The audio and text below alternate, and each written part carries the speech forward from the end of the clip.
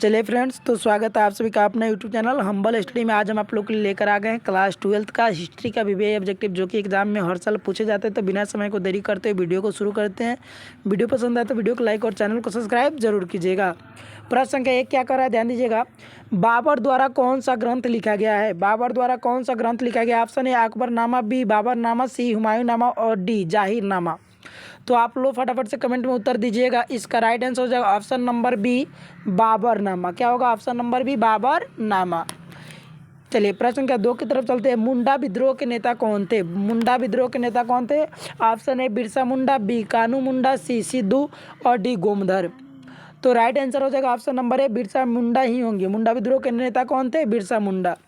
प्रश्न क्या 3 की तरफ चलते हैं। प्रश्न क्या 3 क्या करा, ध्यान दीजिएगा। सर्वे ऑफ इंडिया का गठन किया गया था। सर्वे ऑफ इंडिया का गठन कब किया गया था? 1767, 1878, 1888, 1898। तो फटाफट से आप लोग कमेंट में 3 नंबर प्रश्न का उत्तर दीजिए। इसका राइट आंसर हो जाएगा ऑप्शन नंबर ए 1767 में। क्या हो जाएगा? 1767 में। चलिए प्रश्न संख्या 4 की तरफ चलते हैं। प्रश्न संख्या 4 क्या करा, ध्यानपूर्वक समझिएगा। प्रश्न संख्या 4 कह रहा है कि बीबी घर कलेआम कहाँ पर हुआ था? बीबी घर कलेआम कहाँ पर हुआ था? झांसी, कानपुर, सागर, लखनऊ।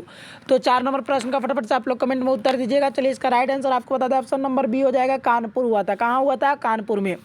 प्रश्न संख्या 5 की तरफ चलते हैं। 1857 के विद्रोह किसने राष्ट्रीय विद्रोह कहा है? 1857 के विद्रोह को किसने राष्ट्रीय विद्रोह कहा है? Option A Karl Marx, B Lawrence, C Savarkar और डी इनमें कोई नहीं। तो 5 नंबर प्रश्न का आप लोग कमेंट में फटाफट से उत्तर दीजिएगा। इसका राइट आंसर हो जाएगा ऑप्शन नंबर डी इनमें कोई नहीं। क्या हो जाएगा? ऑप्शन नंबर डी इनमें कोई नहीं। प्रश्न संख्या हम लोग 6 की तरफ चलते हैं। प्रश्न संख्या 6 बहुत ही इंपॉर्टेंट क्वेश्चन है, जो कि एग्जाम में पूछा गया है। आप देख सकते हैं प्रश्न संख्या 6 बहुत ही आपके लिए वीवीआई क्वेश्चन होगा। प्रश्न संख्या 6 का रहा है जीतल किस धातु का होता है? बहुत अच्छा क्वेश्चन है। जीतल किस धातु का होता है? सोना, चांदी, तांबा, पीतल। याद कर लीजिए जीतल किस धातु का होता है। फटाफट से कमेंट में उत्तर बताइएगा। चलिए इसका right answer option number C तांबा का होता है। जीतल किस धातु का होता है? तांबा का होता है। प्रश्न संख्या 7 की तरफ चलते हैं। मौर्य काल का प्रसिद्ध यूनानी यात्री कौन था? मौर्य काल का प्रसिद्ध यूनानी यात्री कौन था? Robert Sewell, Megasthenes, Alberuni, Bernier. तो 7 नंबर प्रश्न का आप लोग कमेंट में फटाफट से उत्तर बताइएगा। चलिए इसका राइट आंसर आपको बता दें। इसका right answer option number B हो जाएगा, मेगास्थनीज जो था मौर्य काल का सबसे प्रसिद्ध यूनानी यात्री था।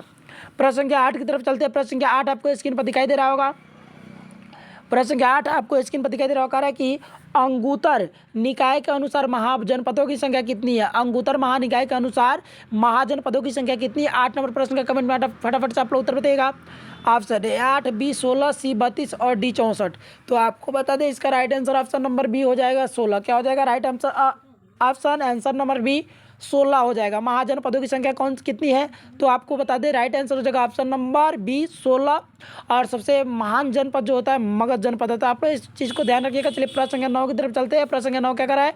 हड़प्पा सभ्यता भारत के किस भाग में विकसित हुई थी? हड़प्पा सभ्यता भारत के किस भाग में विकसित हुई थी? दक्षिण, पूर्वोत्तर, पश्चिमोत्तर, मध्य भारत। तो 9 नंबर प्रश्न का आप लोग फटाफट से उत्तर बताइएगा। 9 नंबर प्रश्न का राइट आंसर हो जाएगा ऑप्शन नंबर सी पश्चिमोत्तर, यानी पश्चिम और उत्तर। प्रश्न संख्या 10 लोथल किस नदी के किनारे स्थित है? ये भी क्वेश्चन हर साल पूछा गया है। लोथल किस नदी के किनारे स्थित है? सिंध, ब्यास, भोगवा, रावी। तो 10 नंबर प्रश्न का आप लोग कमेंट में फटाफट से उत्तर बताइएगा। चलिए आपको हम बता दें लोथल जो है ब्यास नदी के किनारे, ऑप्शन नंबर बी। लोथल किस नदी के किनारे है? ब्यास नदी के किनारे। प्रश्न संख्या 11 की तरफ चलते हैं। मौर्य साम्राज्य का प्रथम शासक कौन था? मौर्य साम्राज्य का प्रथम शासक कौन था? बिंदुसार, चंद्रगुप्त मौर्य, अशोक, महेंद्र। तो 11 नंबर प्रश्न का आप लोग कमेंट में फटाफट से उत्तर बताइए कि क्या होगा। आपको बता दें इसका राइट आंसर जो हो जाएगा ऑप्शन नंबर बी हो जाएगा, चंद्रगुप्त मौर्य था। मौर्य साम्राज्य का प्रथम शासक कौन था? चंद्रगुप्त मौर्य। चलिए हम लोग चलते हैं प्रश्न संख्या आपको 12 की तरफ। आपके स्क्रीन पर प्रश्न संख्या 12 दिखाई दे रहा होगा। तो 12 नंबर प्रश्न, कनिष्क का राज्यरोहण किस तिथि को हुआ था? कनिष्क का राज्यरोहण किस तिथि को हुआ था? 78 ईस्वी में, 48 ईस्वी में, 78 ईस्वी में, 88 ईस्वी में, 98 ईस्वी में। तो 12 नंबर प्रश्न का फटाफट से आप लोग कमेंट में उत्तर दीजिएगा। राइट आंसर होगा ऑप्शन नंबर बी 78 ईस्वी में। 13 नंबर प्रश्न, महामात्रों का नियुक्त किसने किया था? देखिए 13 नंबर प्रश्न आपको दिखाई दे रहा होगा, धम्म महामात्रों को किसने नियुक्त किया था? धम्म महामात्रों को किसने नियुक्त किया था? चंद्रगुप्त मौर्य, बिंदुसार, अशोक, कनिष्क। तो आप लोग 13 नंबर प्रश्न का कमेंट में उत्तर फटाफट से बताइएगा। आपको बता दें इसका राइट आंसर जो हो जाएगा ऑप्शन नंबर सी हो जाएगा। धम्म की शुरुआत जो है अशोक ने किया था। कौन किया था? अशोक ने। तो चलिए प्रश्न संख्या 14 की तरफ चलते हैं। प्रश्न संख्या 14 उम्मीद कर रहे 13 तक आपको क्लियर होगा। कोई दिक्कत हो तो आप लोग कमेंट में पूछ सकते हैं। चलिए प्रश्न संख्या 14 की तरफ चलते हैं। प्रश्न संख्या 14 क्या कर रहा है ध्यान दीजिएगा। प्रश्न संख्या 14 कह रहा है, आपको बता दें प्रश्न संख्या 14 क्या कर रहा है ध्यान दीजिएगा। मौर्यकालीन टकसाल का प्रधान कौन होता था? मौर्यकालीन टकसाल का प्रधान कौन होता था? कोषाध्यक्ष, मुद्राध्यक्ष, पांडाध्यक्ष, लक्षणाध्यक्ष। तो 14 नंबर प्रश्न का आप लोग कमेंट में फटाफट से उत्तर बताइए क्या होगा। आपको इसका राइट आंसर होगा ऑप्शन नंबर 14 नंबर प्रश्न का उत्तर आप लोग एक बार कमेंट में फटाफट से बताइए था। हाँ बिल्कुल right answer option number D, लक्षणाध्यक्ष। चलिए हम लोग प्रश्न संख्या 15 की तरफ चलते हैं।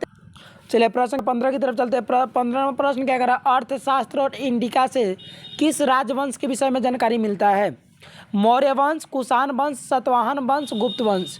तो 15 नंबर प्रश्न का राइट आंसर हो जाएगा ऑप्शन नंबर ए, मौर्य वंश। 16 नंबर प्रश्न देखते हैं। बिंबिसार का संबंध किस वंश से है? बिंबिसार का संबंध किस वंश से है?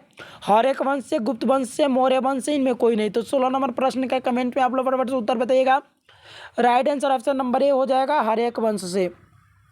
17 नंबर प्रश्न, महाभारत किसने लिखा था? महाभारत किसने लिखा था? वाल्मीकि, मनु, कौटिल्य, महर्षि वेदव्यास। तो 17 नंबर प्रश्न का तो आप लोग कमेंट फटाफट से उत्तर बताइएगा। 17 नंबर प्रश्न का राइट आंसर हो जाएगा option number D, Maharshi Vedvyas. Mahabharat के लेखक कौन है? महर्षि वेदव्यास। 18 नंबर प्रश्न की तरफ चलते हैं। प्रश्न का 18 क्या करा ध्यान दीजिए। चलिए प्रश्न संख्या 17 देखते हैं। महाभारत किसने लिखा था? Valmiki, Manu, Kautilya, Maharshi Vedvyas. Right answer option number D, Maharshi Vedvyas. प्रश्न संख्या 18 की तरफ चलते हैं। प्रश्न संख्या 18 क्या करा ध्यान दीजिएगा। महाभारत के आदित्य पर्व के किस अध्याय में भीष्म द्वारा 8 प्रकार के विवाहों का वर्णन किया गया है? तो right answer option number D C, 102। 19 number प्रश्न, श्रीमद् भगवत गीता के महत्व पर किसने विचार व्यक्त किया था? महात्मा गांधी, विवेकानंद ने, बाल गंगाधर तिलक ने, इन सभी ने। तो right answer option number D, इन सभी ने हो जाएगा। प्रश्न संख्या 20 की तरफ चलते हैं। प्रश्न संख्या 20 क्या करा ध्यान दीजिएगा। प्रश्न संख्या 20 करा, दुर्योधन की माँ कौन थी? Gandhari, Kunti, Madri, Satyavati. Right answer option number ए, गंधारी हो जाएगा। 21 नंबर प्रश्न, स्तूप का संबंध किस धर्म से है? बौद्ध धर्म, जैन धर्म, ब्राह्मण धर्म, ईसाई धर्म। तो राइट आंसर हो जाएगा ऑप्शन नंबर ए, बौद्ध धर्म से। 22 नंबर प्रश्न की तरफ चलते हैं। प्रश्न संख्या 22 क्या करा ध्यान दीजिएगा।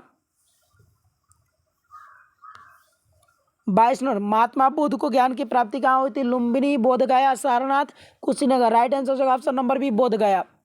23 नंबर प्रश्न, बुद्ध का सारनाथ में दिया गया प्रथम प्रवचन क्या कहलाता है? धर्म चक्र प्रवर्तन। क्या कहलाता है? ऑप्शन नंबर बी, धर्म चक्र प्रवर्तन।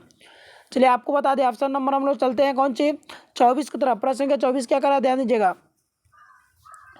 वान भट्ट के कदाम्बरी ग्रंथ में किस संप्रदाय का उल्लेख है? तो राइट आंसर हो जाएगा ऑप्शन डी, पशुपत। क्या हो जाएगा? पशुपत। 25 नंबर प्रश्न देखते हैं। बौद्ध परंपरा में अशोक ने कितने स्तूप बनवाए? ये प्रश्न बहुत ही इंपॉर्टेंट है। 25 नंबर प्रश्न आप लोग बताइएगा फटाफट से कमेंट में इसका आंसर।